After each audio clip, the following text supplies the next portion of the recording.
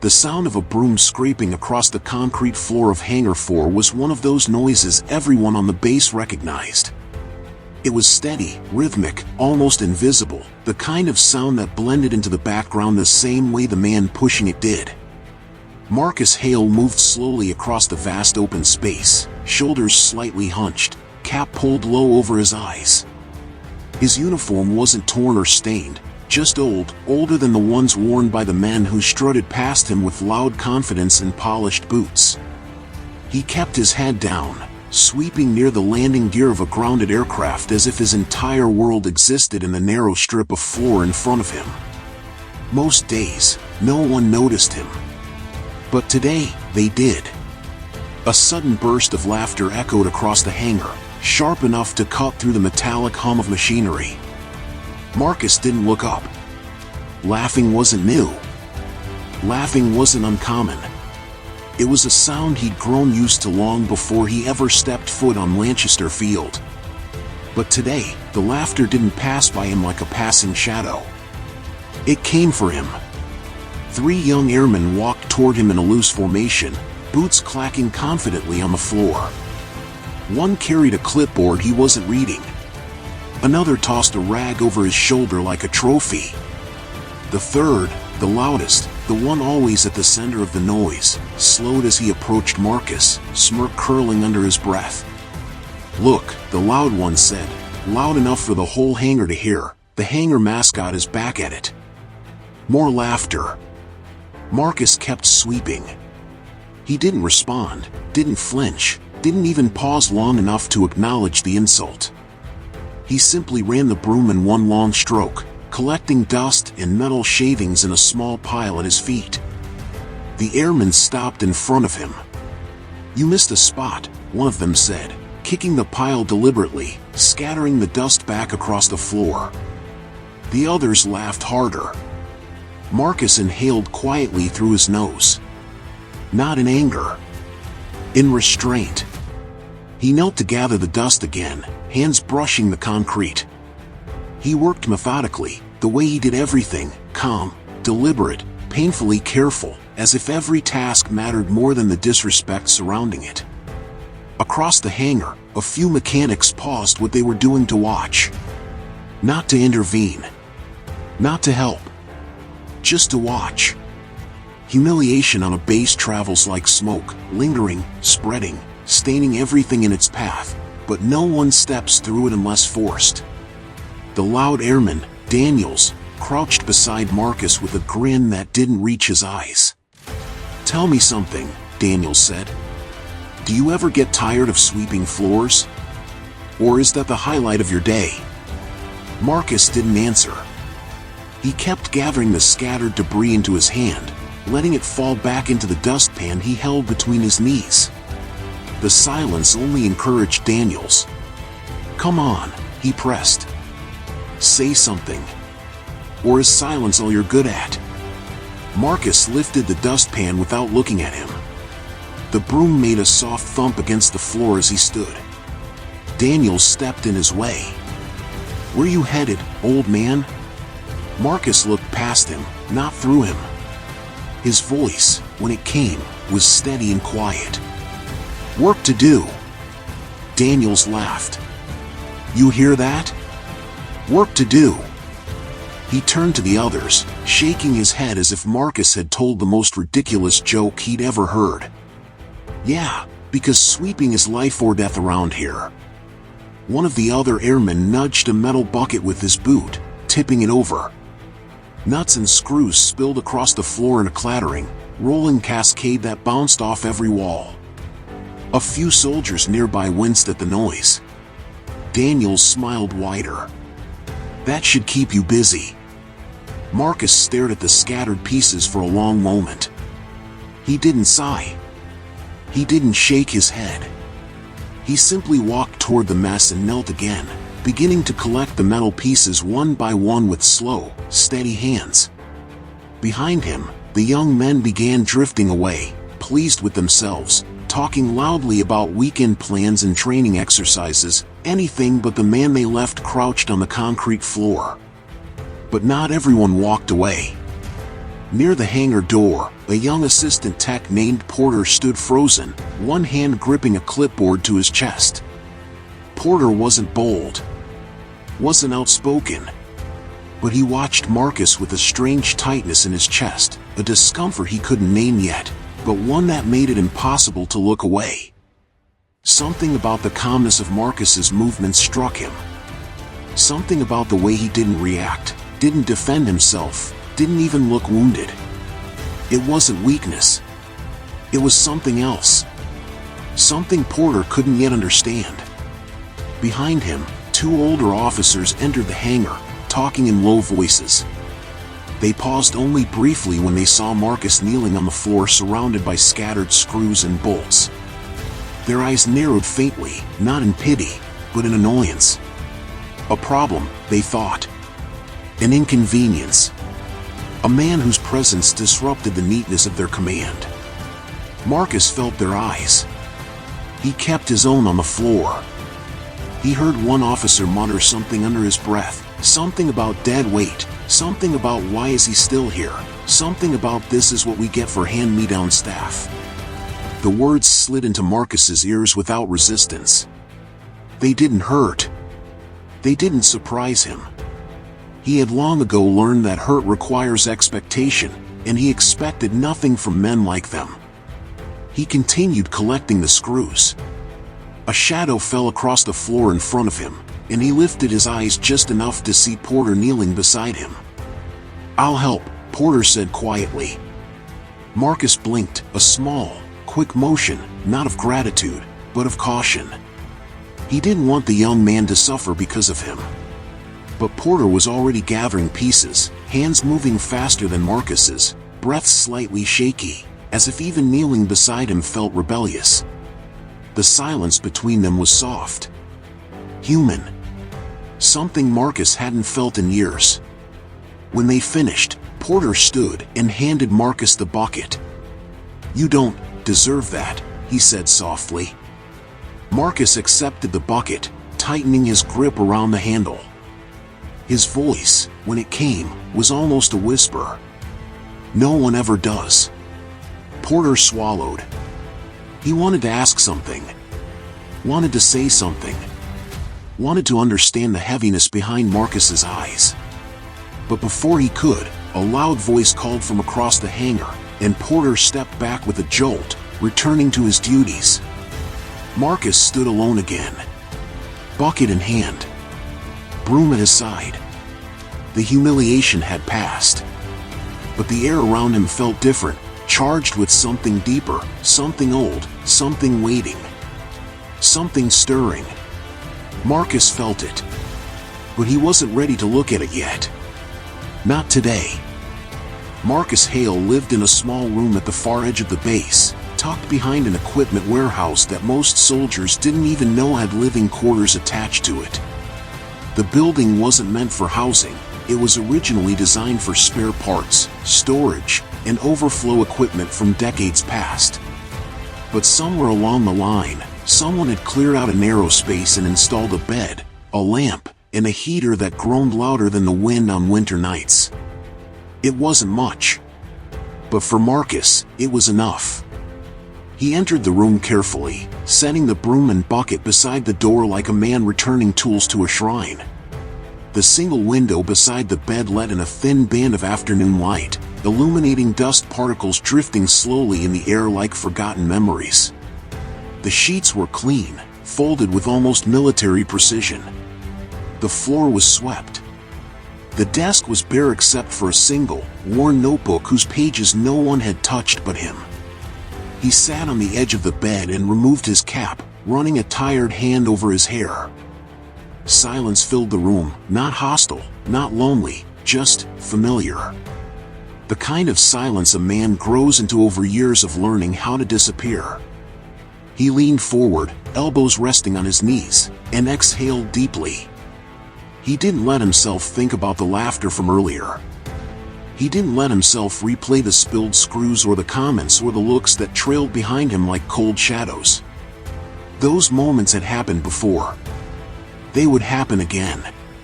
They were part of the rhythm now, an unpleasant chord in a song he knew too well. But the moment with the young technician, Porter, that was different. He hadn't expected kindness today. He hadn't expected anything at all. Marcus stood and walked to the small shelf above his bed. A few items sat there, simple things, personal things, untouched by the bass's noise. A folded handkerchief. A photograph faded so badly the faces were almost unrecognizable. A small wooden box with a chipped corner. He traced a finger across the top of it, absorbing the memory it held without opening it. He didn't open that box anymore. Not unless he had to. He stepped back and sat at the desk, opening the notebook with slow, deliberate movements. The first page held careful handwriting, dates, places, names, each one written with an effort that suggested the memories behind them were heavy. Marcus didn't write every night. Only when the silence grew too large to hold inside his chest. Today, the silence wasn't heavy, but the moment with Porter had stirred something he hadn't felt in years, a reminder that the world still held people who could see beyond the surface if given a chance. He picked up a pencil and wrote a single sentence. "Someone helped me today." He stared at the words. Simple. Small. But true. He closed the notebook and placed it gently back on the shelf before stepping outside. The late afternoon air brushed against his skin with a quiet chill. The base stretched out before him, long runways, tall towers, distant hums of engines preparing for flight. Soldiers moved in sharp lines, voices bouncing off metal walls, laughter rising and falling like waves. He watched them from the shadows near his building. Most didn't see him. But some did now, even if they didn't know what to do with that recognition yet. A group of soldiers walked past, talking loudly about the evening meal. One of them glanced Marcus's way, eyes lingering for a second longer than usual. Not with scorn. Not with amusement. With curiosity. It was new. And Marcus wasn't sure how he felt about it. He turned away and walked toward the edge of the base where a narrow dirt path wound through a line of trees.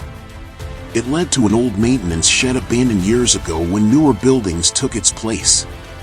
Marcus visited it sometimes to breathe, to think, to exist outside the constant rhythm of military life. The shed creaked when he pushed the door open, dust swirling in the fading light. Inside, old equipment rested where time had left it, rusted metal shelves, broken crates, a toolbox missing its lid. But in the corner sat something Marcus never touched, a small, forgotten locker. He approached it slowly, stopping just short of reaching for the handle. He didn't open it. He just stood there, breathing softly, letting the silence of the shed wrap around him like an old coat. The locker held pieces of a life he no longer claimed, pieces of a man he had once been, pieces of stories buried deep beneath years of sweeping floors and swallowing pride. He closed his eyes. He remembered sunlight striking the canopy of a cockpit. He remembered voices crackling through a radio. He remembered screaming metal and smoke rising behind him. He remembered faces. Too many faces. He stepped back sharply. No. Not now.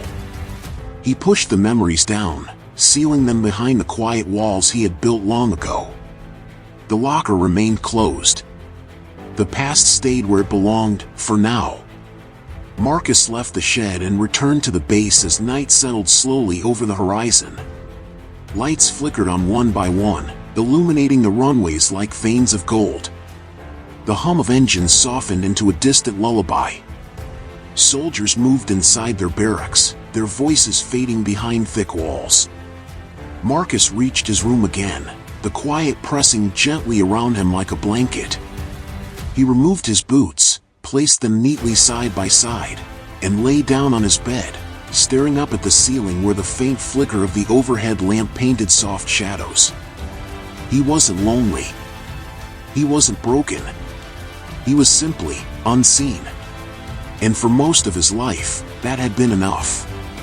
But the base had shifted today. Porter had helped him. Someone had noticed. And somewhere deep inside his chest, beneath years of dust and silence, something stirred, something he thought had died long ago. He closed his eyes. Sleep came slowly.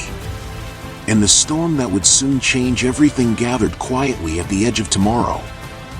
Morning arrived at Lanchester Field with a low fog creeping across the runways, softening the edges of everything it touched. Engines grumbled in the distance as crews prepared aircraft for inspection, their voices echoing sharp and confident through the cold air. Marcus Hale walked with his usual measured steps, broom in one hand, bucket in the other, eyes steady on the ground as if the earth itself were safer to look at than the faces around him. He entered Hangar 4 before most men had arrived. He always did. The silence was easier then, a wide, quiet space where nothing mocked him and nothing demanded more of him than the simple act of sweeping dust into a neat line. He moved with his practiced rhythm, pushing the broom slowly from one end of the floor to the other. For a moment, he allowed himself to breathe. Then the voices came. Daniels entered first, pushing the hangar door open with a loud clang that sliced through the morning fog. Two other airmen followed behind him, carrying an energy that felt wrong for the early hour, loud, restless, eager. Eager for something. Marcus didn't look up. Not at first. But he could feel it. The air shifting. The tone. The intent. Daniels spotted him near the left wing of the grounded aircraft and smirked. "There he is," he said. Starting the day off with his favorite hobby. Marcus kept sweeping. The men approached, forming a triangle around him. Their footsteps echoed on the concrete, bouncing off metal beams above. Daniels circled behind him, hands in his pockets, chin lifted in the posture of a man who believed he owned the room. "You know," Daniels said loudly, "I was thinking, maybe we've been too easy on you." The other men laughed. Marcus didn't. He simply pushed the broom along the ground, gathering dust in a small pile near his boots. His silence was a calm refusal. It made Daniels' smile sharpen. "You hear me?" Daniels pressed. "Or does quiet mean you're ignoring us now?" Marcus continued sweeping. Daniels stepped forward and kicked the broom sideways, sending it skidding across the floor.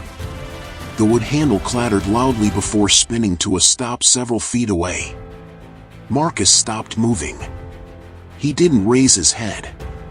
He just stopped. The hangar fell quieter.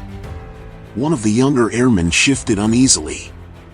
"Daniels, come on. It's too early for this." But Daniels waved him off. "Relax. He's not gonna do anything. He never does." Marcus bent to retrieve the broom. Daniels kicked the bucket. This time, the metallic clang exploded like a gunshot in the vast hangar. The bucket flipped, slamming against the concrete and sending rags, screws, and small tools flying in every direction. They scattered across the floor like shrapnel. Marcus froze. The sound reverberated through him. Through the hangar. Through the men watching. Something in the silence changed. Porter walked in at that moment, a clipboard under one arm. He stopped mid-step, eyes widening as he saw Marcus on his knees, surrounded by spilled debris, and Daniels standing over him like a victor over conquered ground. A heaviness settled over Porter's face, a mixture of anger and disbelief. Daniels noticed him and smirked. "Relax, kid. We're just helping him stay busy. He loves the attention." Porter set the clipboard down slowly, jaw tightening. He took a few steps forward. But Daniels moved faster. He grabbed one of the larger bolts off the ground and tossed it in the air. "You ever wonder why a man ends up doing this job?" he said. "He must have messed up big time." The words were sharp, cutting, cruel. Marcus knelt slowly, picking up the scattered pieces with steady hands, slow, deliberate, almost painfully gentle. The way a man handles something fragile. Something important. Daniels continued. I mean, come on. What kind of soldier ends up sweeping hangars? Not even the new recruits screw up that badly. Marcus's jaw tightened. Just a fraction. Just enough for Porter to notice. Daniels crouched slightly, looking Marcus in the face. Or maybe, he said softly, voice dripping with venom, you were never a real soldier at all. The words slid into the air like poison. Marcus's hand stopped halfway to a bolt on the floor. He inhaled. Slowly. Quietly. Porter stepped forward. That's enough. Daniels straightened lazily. Relax. You want to clean up after him too? Maybe you two can sweep together. Make it a team-building exercise. Porter's face flushed with anger. His fists clenched. I said that's enough. Daniels smirked. Careful, kid. You're defending the wrong man. Porter's voice was low, trembling with rage. No, he said. I'm defending the only man in here behaving like one. The hangar went still.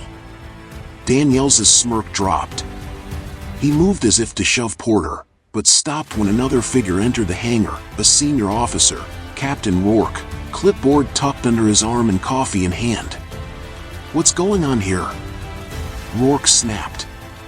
Daniels straightened instantly, posture rigid.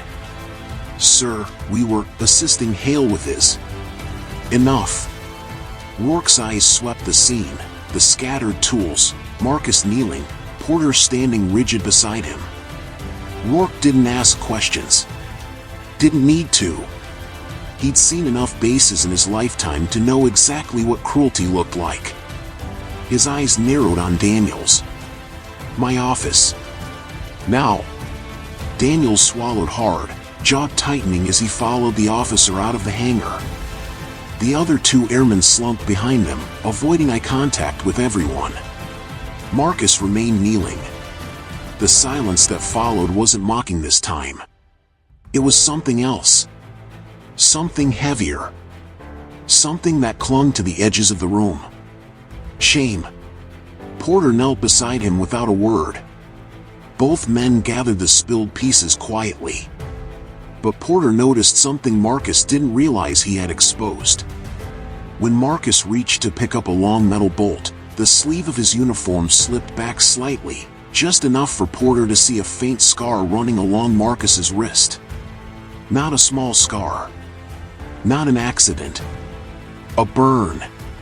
Long, precise, almost surgical. The kind of mark that didn't come from sweeping floors. The kind of mark that belonged to a different life. A dangerous life.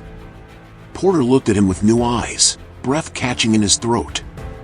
And somewhere deep inside Marcus's chest, a part of his past trembled, as if the truth was beginning to stir awake, despite years of silence trying to hold it down. The day moved on, but the echo of what happened in Hangar 4 lingered in the air like the smell of burnt metal. Daniels disappeared into Captain Rourke's office and didn't return for a long time. Words spread quietly, not in loud gossip, but in low murmurs that passed from one corner of the base to another. Something had shifted. Marcus felt it, though no one spoke to him about it directly. No one apologized. No one explained. But the way people looked at him had changed, subtly, slightly, the way air changes just before a storm. He left the hangar after finishing his sweeping, bucket and broom back in their usual place. As he walked across the yard, a few men stepped around him, not to avoid him, but to avoid bumping into him. A small difference. Hardly noticeable. But he felt it. For the first time in a long while, he didn't feel completely invisible. Porter watched him from near the maintenance office. The image of the scar on Marcus's wrist wouldn't leave his mind. That wasn't the mark of a clumsy man. It wasn't the mark of someone who had lived a quiet life. It spoke of fire, of metal, of something violent and fast and unforgiving. And it did not belong to a nobody. Porter knew better than to ask questions directly.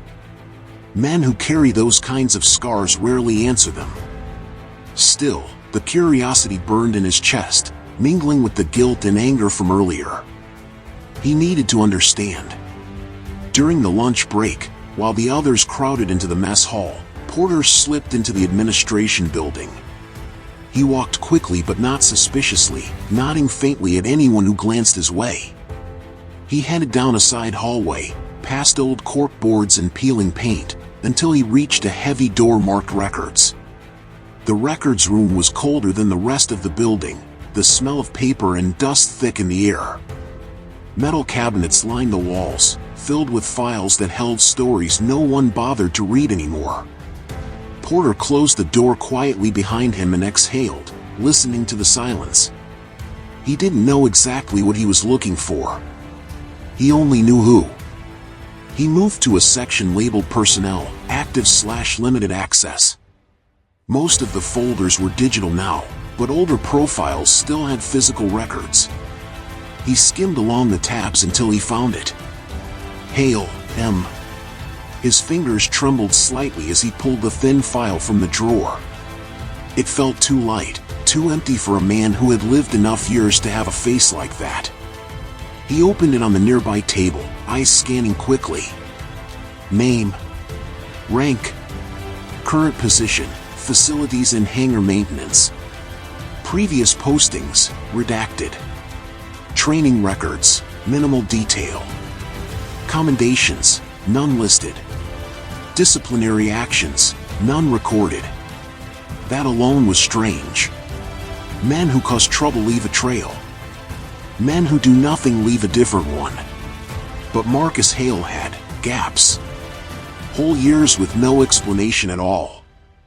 At the very bottom of the file, there was a small note partially obscured by a misaligned photocopy. Porter moved the paper aside and squinted. Transferred under special directive. Prior operational history classified. Reference, unit. The rest of the line had been blacked out. Porter's heart kicked in his chest. Classified. At the bottom of the page, stamped faintly in ink that had almost faded entirely, he saw something that made his breath shorten. A symbol. A small emblem, barely visible, worn thin with time. He recognized it. Not from this base. From history. From old training manuals, from a footnote in a book he once read about missions that didn't officially exist. From stories his grandfather had told him in fragments, stories about airborne units that went where no one else would go, that flew into places no one else came back from. His eyes widened. Marcus Hale was not just a man who had ended up sweeping hangars by accident. He had belonged to something. Something important. Something dangerous. Porter closed the file slowly, the weight of what he had seen resting heavily on his shoulders. He slid the folder back into the drawer and shut it carefully. He knew better than to remove it, to copy it, to push further just yet. Men got in trouble for asking the wrong questions about the right people. But now the questions wouldn't leave him alone. Why was someone with a classified operational history pushing a broom in a forgotten hangar? Why had no one said anything? Why had Marcus never defended himself? The fog outside had begun to lift, replaced by a flat, pale light spreading across the base. Porter stepped out of the administration building and saw Marcus crossing the yard, heading toward the far end where the older storage buildings stood. Again. Always in the same direction. As if something there pulled him. Porter followed from a distance. He watched as Marcus unlocked the door of the old maintenance shed and slipped inside. The door creaked shut behind him, leaving Porter on the outside with a heart full of questions and a silence that begged to be broken. He hesitated. Then he moved closer. He didn't open the door. He didn't knock. He simply listened. Inside, he heard the soft scrape of metal, the sound of something being moved gently. A box. A drawer. Cloth shifting. A deep, slow breath. Marcus stood in front of the locker in the corner, the one he never opened without reason, and this time, he let his hand rest on the handle a moment longer. The memory of Danielle's words burned in his chest. What kind of soldier ends up sweeping hangars? The insult wasn't new. But today, it hit differently. He twisted the handle and opened the locker. Inside, neatly folded, lay a flight suit, old, its colors softened with age but still carrying traces of the deep green and gray it once held proudly. Patches adorned the shoulders, some worn, one meticulously sewn, its edges frayed from use more than time. That same faded symbol. The one from the file. The unit that didn't exist on recruitment posters. Marcus stared at it for a long time. His fingers trembled as he traced the edge of the patch. Images flooded his mind, cockpit glass streaked with smoke, warning alarms screaming, a voice on the radio begging for help, the smell of burning fuel, the impossible decision to turn back, or not. He closed his eyes.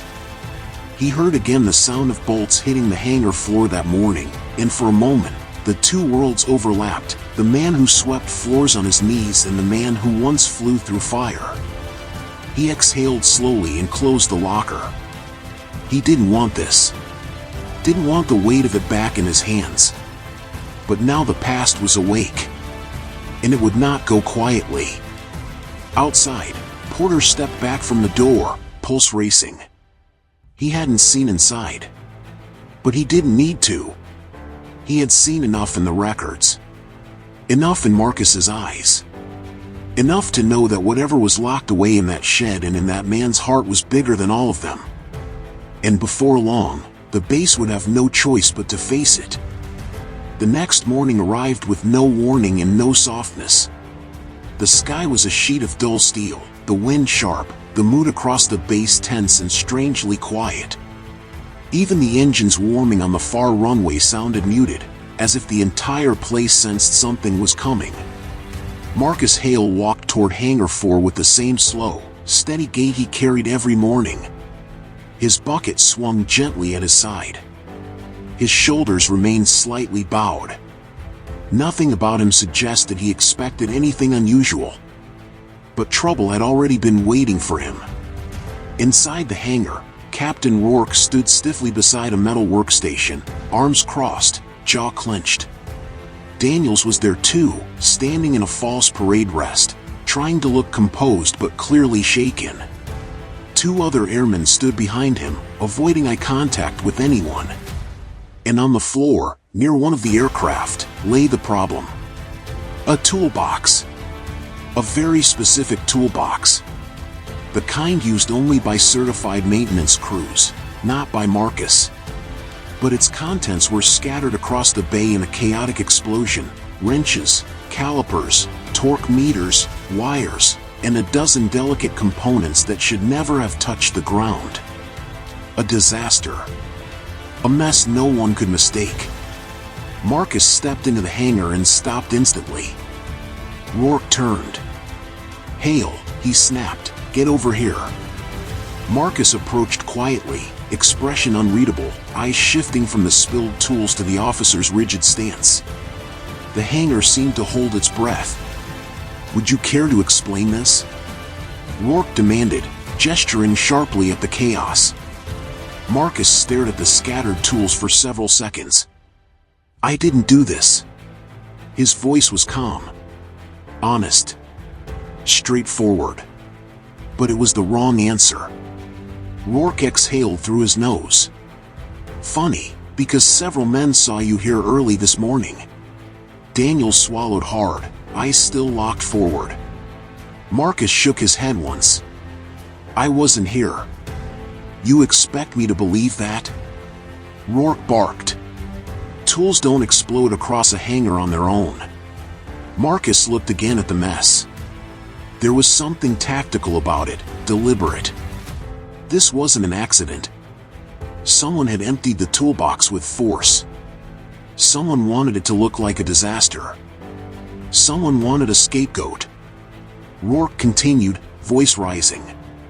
This equipment is for aircraft inspection. Do you have any idea what you've jeopardized? Do you have any idea what delaying inspections costs this base? Marcus remained silent.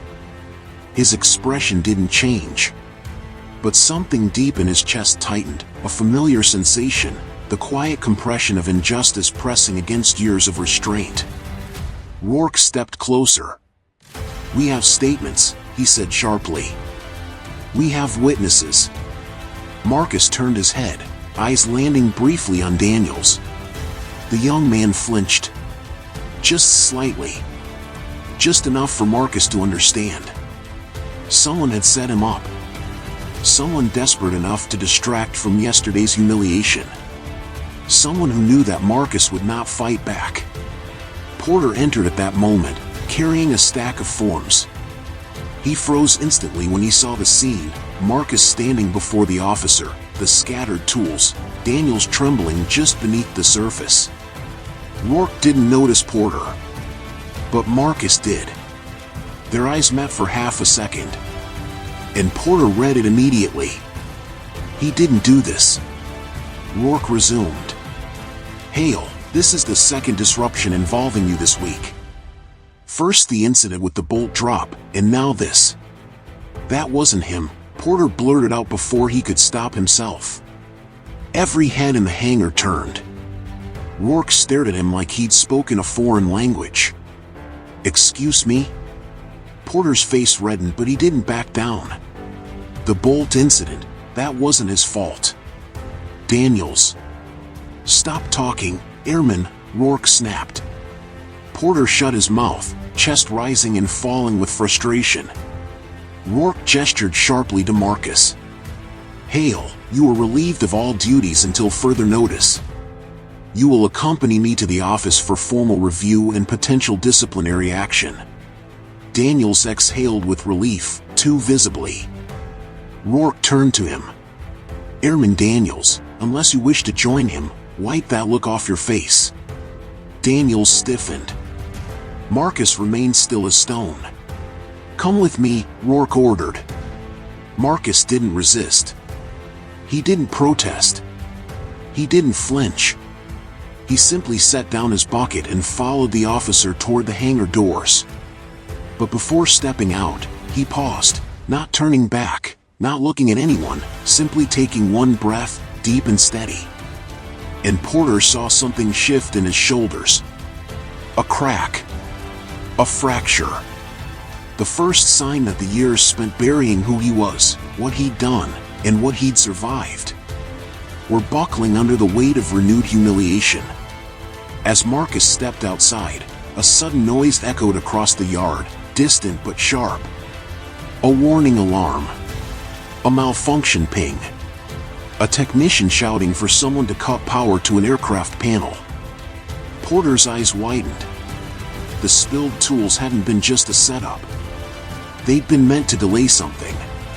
To hide something. To distract someone. The timing was too perfect to be coincidence. Something far bigger was moving under the surface. Porter turned toward the hangar doors, heart pounding, watching Marcus disappear into the gray morning light. And for the first time since arriving at the base, he realized something terrifying. Whatever Marcus Hale's past was, whatever he had buried, whatever he had run from, it wasn't done with him. And the base had just pushed him to the edge of breaking. The alarm echoing across the base faded after a few seconds, replaced by curt commands over the loudspeakers and the hurried footsteps of technicians running to shut down a malfunctioning avionics panel. But for Porter, the noise did not fade. It pulsed inside him long after the sound was gone, a rhythm of wrongness he couldn't ignore. Someone had set Marcus up. Someone had wanted chaos, delay, distraction. And someone had chosen the one man least likely to defend himself.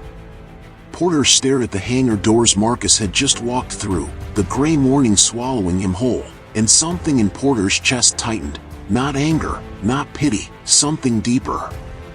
A need to understand. A need to protect. A need to uncover whatever truth existed in the spaces Marcus refused to inhabit. Porter didn't go back to his duties. He walked straight toward the administrative building. The corridors inside were narrow, fluorescent lit, and cold. Bulletin boards lined the walls, outdated training notices, photographs from base events, lists of safety procedures no one read. Porter ignored all of it, moving quickly toward the records room he had visited only a day earlier. His pulse accelerated. He paused at the door. He listened. Silence. He slipped inside. The room felt even colder today, as if the truth he was chasing had its own temperature. The filing cabinets seemed taller, heavier, more suffocating. Porter walked directly to the personal records section and pulled open the drawer. He found the Hale M file again. He laid it on the desk and opened it, hands trembling only slightly. He read everything he had read before, the sparse details, the redacted lines, the classified stamp. But now he noticed something else. A second folder. Wedged tightly behind Marcus's file, with a faded sticker peeling from the front. Porter pulled it out and felt his breath catch. It wasn't a personnel file. It was an incident report. From 16 years earlier. Filed under restricted clearance. The top page was stamped. Operation Firefall, Summary Report, Declassified/Limited. Porter swallowed hard. He flipped the page. And there he saw it. The list of pilots involved. The list of aircraft damaged. The list of casualties. His eyes moved to one line near the bottom. Primary extraction successful due to actions of. The name was blocked out. Not redacted. Burned out with a black marker. But beneath the ink, faint outlines of letters still showed through the fibers of the paper. Porter leaned closer. He could make out the shape of the first letter. An M. Then an A. Then an R. He froze. Marcus.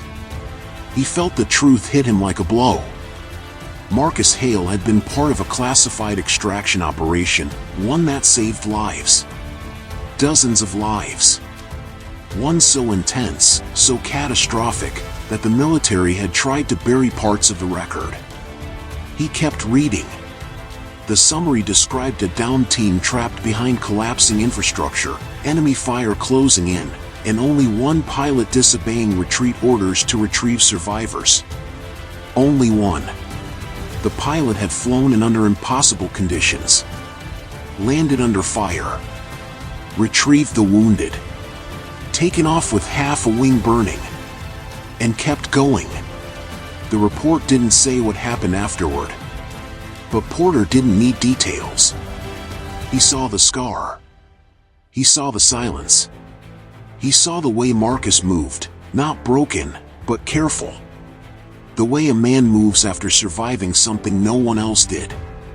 Porter closed the file slowly, hands shaking. Marcus Hale wasn't a janitor. He wasn't a leftover. He wasn't useless. He was a man who had carried more weight than anyone on this base, and the base had no idea. Or maybe, some did. Porter's breath stopped. What if Daniels hadn't acted alone? What if someone else wanted Marcus discredited? What if someone higher up wanted him out of the way? What if Operation Firefall had a loose thread that Marcus represented? He shut the drawer quickly and left the building. Outside, the sky had darkened. Thick clouds gathered over the base, turning the air heavy. The wind picked up, carrying the smell of rain and metal. Porter walked fast toward the path that led to the old storage shed. He kept scanning the yard, making sure no one was watching. But before he reached the shed, a voice stopped him. Airman Porter. He turned. Captain Rourke stood near the corner of the building, arms folded. What were you doing in administration? Porter's stomach tightened. The question wasn't casual. I had forms to drop off, sir. Rourke stared at him too long, too sharply. Stay out of things that don't concern you. Porter swallowed. Yes, sir. Rourke stepped closer. And stay away from Hale. Whatever you think you saw today, forget it. Porter nodded, but the heat rising in his chest betrayed him. Rourke saw it. The captain's eyes narrowed. You're a good tech. Don't ruin your career over someone who doesn't matter anymore. Porter felt something snap inside him. Marcus mattered more than anyone here had the courage to admit. Rourke stepped away and disappeared into the fog rolling in from the airfield. Porter stood frozen for several seconds, breath shaking, heart pounding with anger he could no longer contain. Someone was hiding something. Someone knew who Marcus really was. Someone wanted him silent. He turned and walked to the storage shed, gripping the doorknob with trembling fingers. Inside, Marcus stood facing the locker again, as if sensing the storm building outside mirrored the one beginning inside him. Porter stepped quietly inside. Marcus, he said softly, voice steady even though his hands weren't. Marcus didn't turn. He didn't need to. He knew. The past was no longer behind him. It was here. Alive. And finally, someone else could see it. The storm rolling across Lanchester Field later that afternoon wasn't made of thunder or rain, not yet. It moved first through the people. Through the silences. Through the strange looks exchanged between officers who suddenly spoke in hushed tones. Through the technicians who worked faster, quieter, as if sensing someone had shaken the ground beneath them. It moved through Porter too. He stood in the old storage shed with Marcus Hale, the smell of dust and cold metal filling the air. Marcus didn't turn when Porter entered. He kept his gaze on the closed locker, the one that held enough history to collapse a man twice his size. Porter closed the door behind him. Something inside him steadied. Marcus, he said again, more firmly this time. Marcus inhaled slowly, as if bracing himself for something inevitable. I know, Porter said quietly. I know what you were. Or, at least part of it. Marcus finally turned. His eyes were calm, unreadable, but Porter could see something shifting behind them, not fear, not denial, but fatigue. The exhaustion of a man who has carried too much for too long and now stands at the edge of losing the one thing he used to protect himself, anonymity. What you saw, Marcus said softly, wasn't the whole story. I know, Porter replied. But it was enough. Lightning flashed faintly through the trees outside, illuminating Marcus's face for a brief, stark moment. The expression Porter saw wasn't guilt. It was surrender. But not surrender to Porter. To the truth. To the idea that hiding it may no longer be possible. Marcus leaned his back against the wall of the shed. I didn't want anyone digging into my past. Porter nodded. I understand. But Marcus shook his head. No. You don't. He looked toward the locker again, eyes lingering on the metal handle. The things in there, they don't belong to me anymore. They belong to men who never came home. Men better than I was. Men who didn't get to grow old or sweep floors or disappear. Porter's throat tightened. Marcus, you saved them. Marcus's jaw tightened slightly. Not all of them.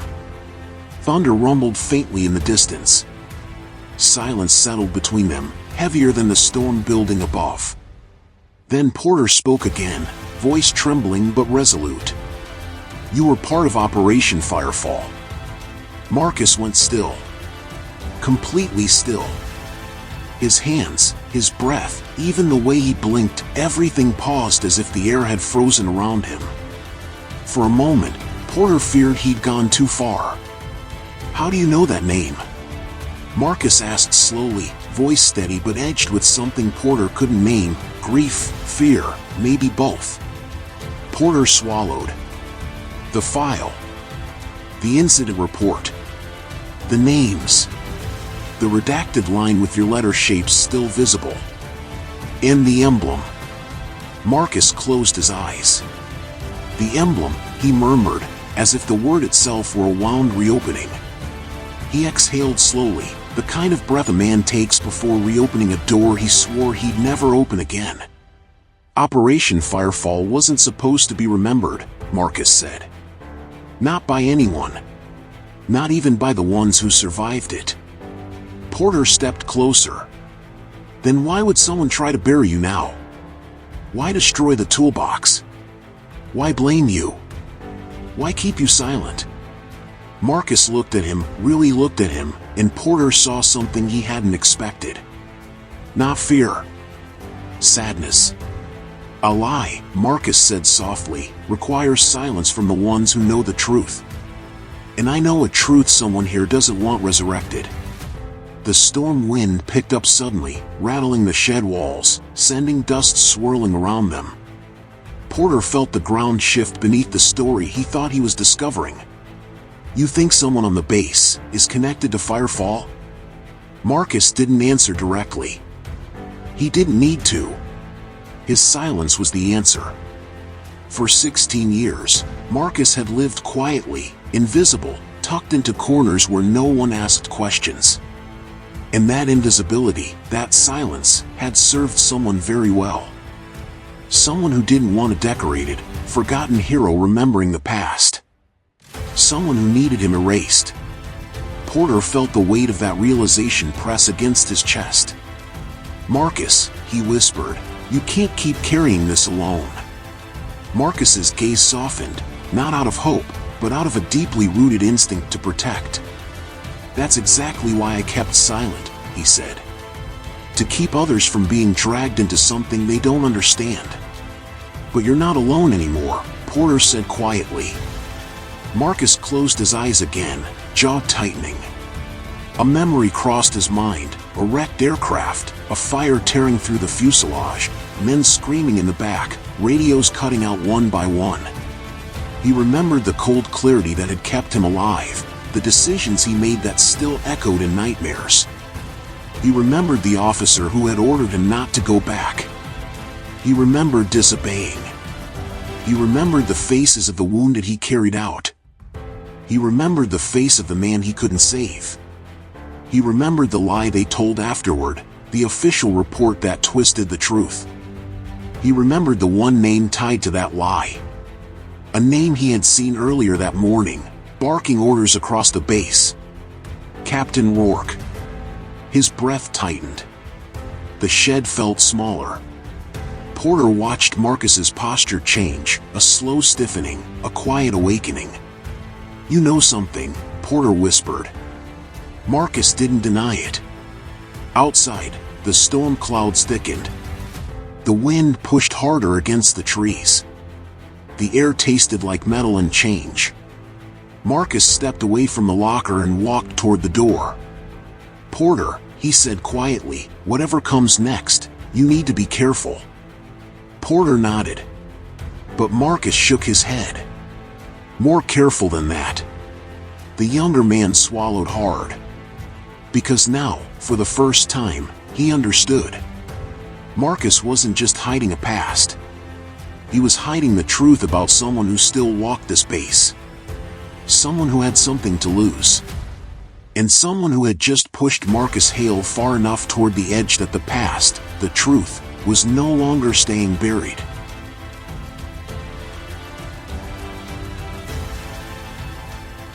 The storm that had been gathering all afternoon finally broke just as the base assembled in the main hangar for an unscheduled briefing.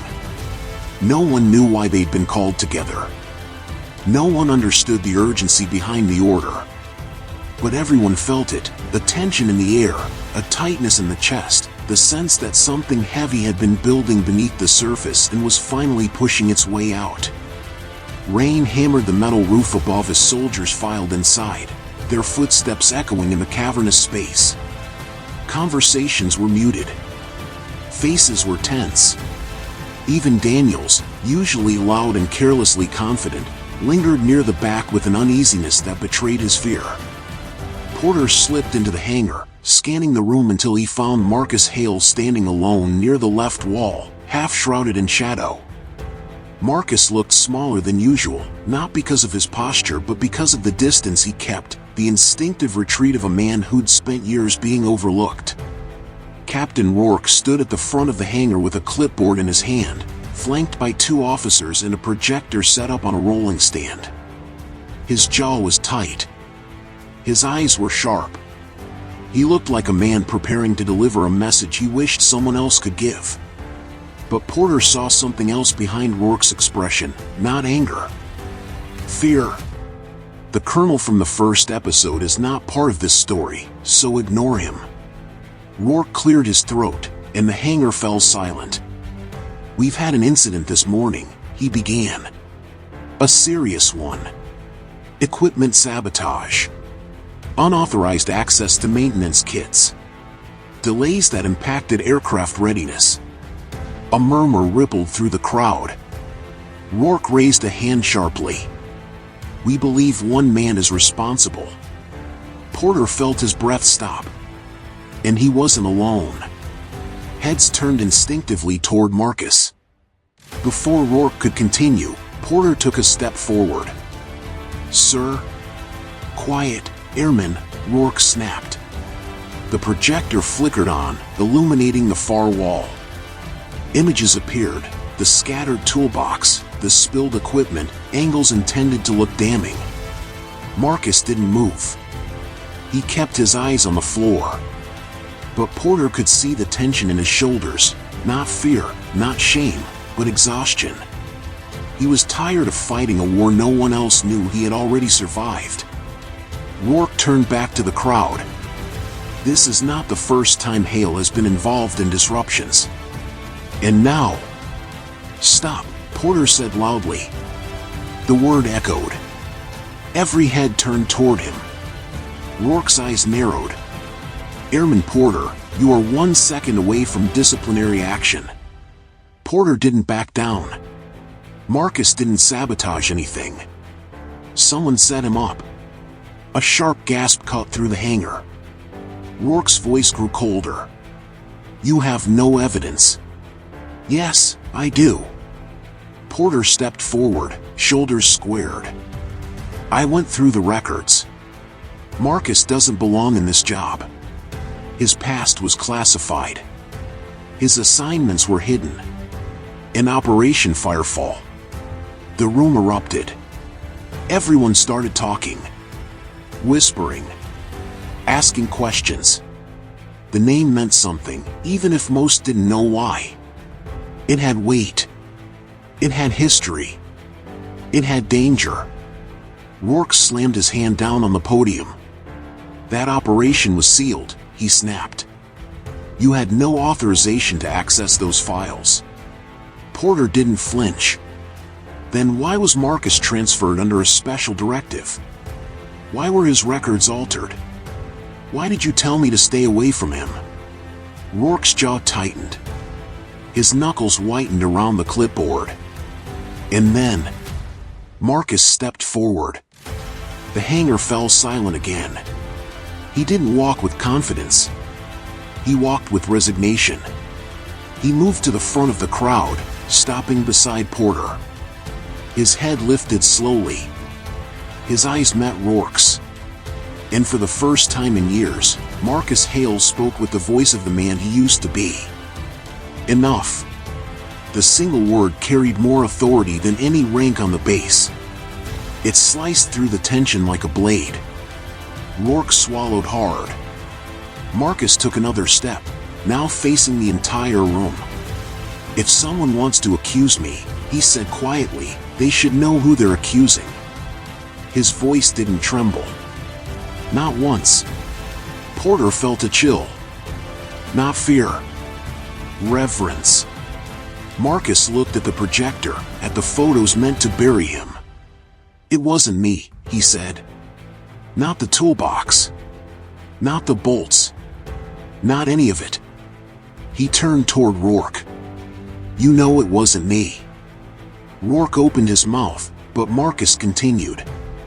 If you want them to believe otherwise, tell them the rest, Marcus said. Tell them why I'm really here. Tell them who signed the directive that put me on this base. Tell them what you're afraid will surface if I'm not kept quiet. The room froze. Every soldier stared at Rourke.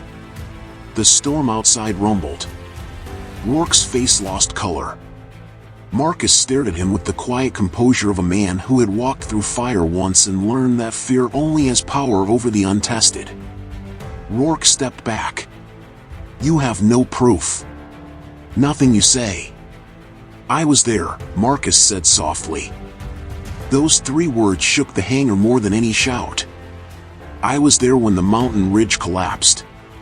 I was there when communications failed. I was there when the order came to abort the extraction. He paused. And I was there when you left them. Rourke staggered. Literally staggered. Gasps rose from the soldiers. Marcus didn't raise his voice. You didn't go back for them.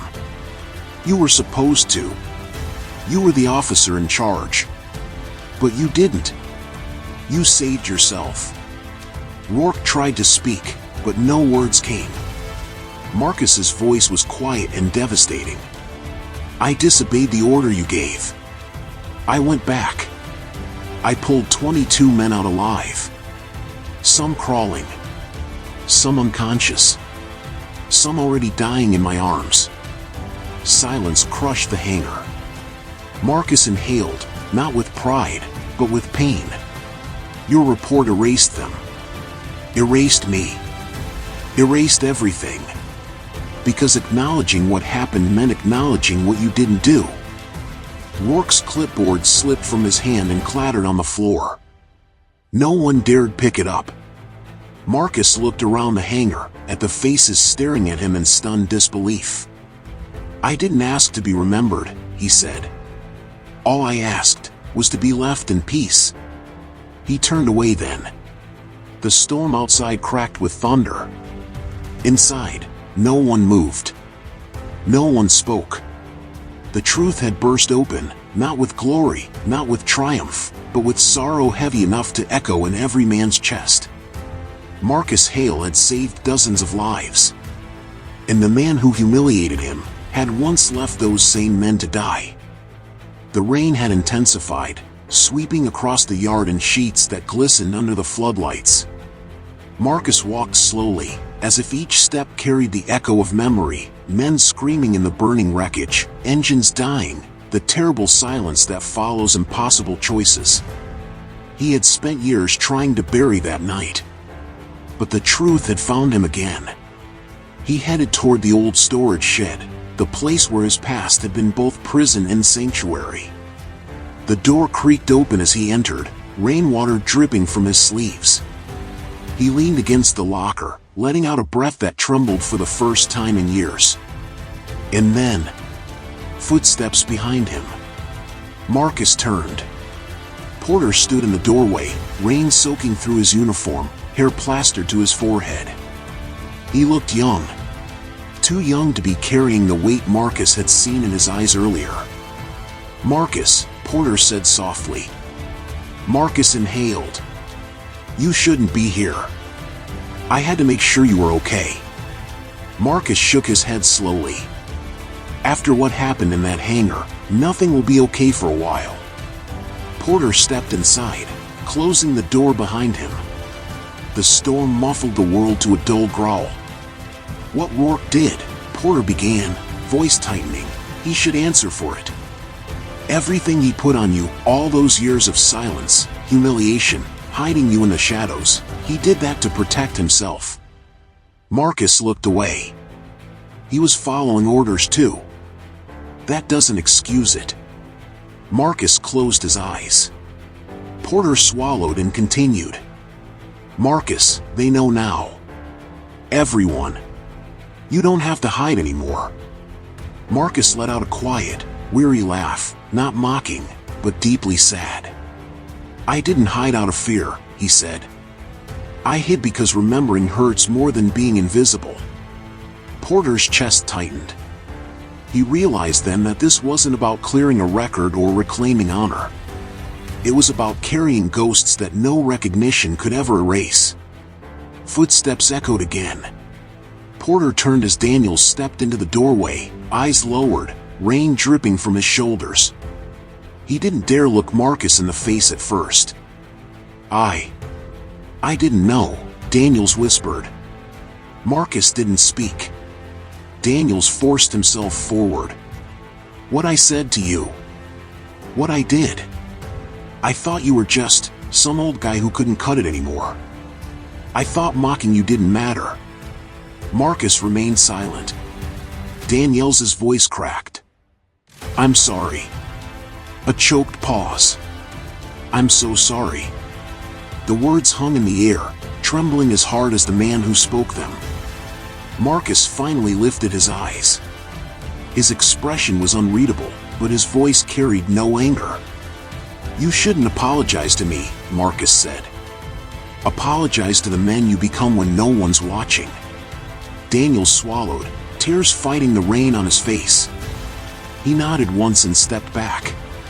Porter watched it all, the humility, the regret, the weight of truth reshaping a man from the inside out. Marcus had not asked for any of this. But now, the base was changing because of him. Over the next hours, the base moved differently. Word spread through barracks and break rooms. Officers made urgent calls. The mess hall buzzed with conversations that felt like confessions. Men who had never spoken Marcus's name now said it with respect. Some sat alone, processing their guilt.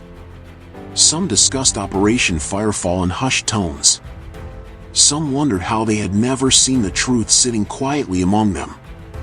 Rourke was summoned to the command office for an emergency meeting, one Porter suspected would not end well for him. But Marcus? He walked back into Hangar 4. Not as a victim. Not as a forgotten man. But as someone whose presence finally matched the shadow he had cast quietly for years. The hangar fell still when he entered. Men stood. Not because they were ordered to, but because something in their instinct told them they should. Some lowered their eyes. Some straightened their posture. Some simply stared, recognizing now that they had lived alongside a legend they never knew. Marcus didn't bask in it. He didn't acknowledge it. He simply walked to his broom, lifted it, and resumed sweeping, not because he had to, but because routine grounded him in a world that had shifted too fast. Porter stood near the wall, watching him. Something warm settled in his chest, not admiration, not hero worship, something deeper. Gratitude. And one quiet, growing certainty. This man deserved more than a broom in a forgotten corner of the base. He deserved peace. He deserved recognition. He deserved freedom from the shadows that had followed him. And Porter would help him get there. The storm had passed by dawn, leaving the base washed in the pale gray light of a quiet morning. The air was cooler, gentler. The hangar doors stood open, letting in a soft breeze that carried the faint scent of wet concrete and jet fuel. Life moved slowly across the yard, as if the entire base was waking into a new kind of silence, not the silence of neglect, but the silence born from respect. Marcus Hale walked across the field with that same unhurried pace he had carried for years, but something in the way he moved felt different. His shoulders weren't weighed down. His steps weren't guarded. The invisible burden that had pressed against his spine for so long had eased, even if just a fraction. Threads of sunlight broke through the thinning clouds, tracing pale lines across the ground as Marcus approached Hangar 4. Soldiers working near the entrance paused without thinking. Some stepped back to make room for him. Some nodded softly. None of them spoke, because there was nothing to say that wouldn't feel too small for the moment. Marcus didn't expect any of it. He lowered his gaze and stepped into the hangar, the broom handle still warm in his hand. The smell of oil and metal greeted him like an old friend. He walked to his corner, the corner where he had spent years unseen, and he set the broom against the wall. For a long moment, he just stood there, breathing quietly, letting the stillness settle into something peaceful. Behind him, Porter watched. The young airman stood near the open doorway, hands tucked behind his back, eyes following Marcus with a mixture of admiration and sorrow. Everything had changed so quickly. The truth had torn through the base like a shockwave, rearranging loyalties, exposing failures, forcing men to confront their own cowardice. But Marcus was unchanged. Not because nothing mattered, but because he had already survived the worst. Porter stepped forward. "They're reopening the investigation," he said quietly. "A full review. With outside oversight." Marcus nodded once. "Good. They'll clear your name." Marcus looked at him gently. "My name doesn't need clearing." Porter hesitated. "It matters to the rest of us." Marcus exhaled softly, a thin smile pulling at one corner of his mouth. "Let it matter to you, then." The words weren't dismissive. They were kind. Honest. Marcus had lived long enough to know that recognition was a fragile thing, useful only to those who needed it. He didn't. He turned and walked toward the far end of the hangar, where the morning light filtered in through high windows, painting long golden stripes on the concrete. The aircraft stood silent, gray wings catching the light like the edges of old memories. Porter followed at a distance, watching Marcus run a hand gently along the fuselage of the nearest jet. There was something reverent in the gesture, something sacred, the quiet touch of a man who once understood flight not as a job, but as purpose. As identity. As salvation. The years had taken the cockpit from him. But they had not taken what lived in him. Porter stepped closer. "What will you do now?" Marcus took his time answering. His eyes drifted toward the open runway outside, where a thin fog still clung to the ground like a veil slowly lifting. "I'll finish the day," he said simply. "Then the next. And the next after that." Porter frowned. "You don't have to go back to this." "Maybe not," Marcus replied. "But I've learned something important in this place. Peace doesn't come from the job you hold. It comes from making peace with the man you were." Porter looked down, absorbing the weight of the words. Outside, engines hummed to life. A training jet rolled onto the runway, its lights blinking in the fading mist. Marcus watched it rise into the morning sky, the aircraft cutting through the clouds the same way he once had. His eyes didn't shine with longing, only understanding, quiet and deep. He stepped away from the jet and walked toward the large hangar doors. Porter followed him until they reached the threshold, where the cold morning air swept in and wrapped around them both. Marcus stopped and looked out across the base, the runways, the towers, the lines of aircraft waiting like silent sentinels. Men moved in the distance, small figures against the vast horizon. Life continued. And for the first time in many years, Marcus felt that he could continue with it. He stepped outside, the light touching his face. The breeze rustled his sleeves. Behind him, the base stirred with a new kind of reverence, not loud, not ceremonial, but present. Marcus didn't need medals. He didn't need speeches. He didn't need a rewriting of the past. He needed only this moment, one quiet breath in the morning air, free from the weight of secrets. Porter joined him at his side. They stood in silence. The wind carried the last traces of the storm away, and the sky slowly opened, revealing a horizon washed clean. Marcus Hale lowered his head, closed his eyes, and let the warmth touch him. For the first time in 16 years, he felt forgiven. Not by others, but by himself. And with that, he walked forward into the new day, steady, unhurried, unbroken, leaving behind the shadows that had once tried to claim him, stepping into a future shaped not by what he had lost, but by what he had finally reclaimed. Peace.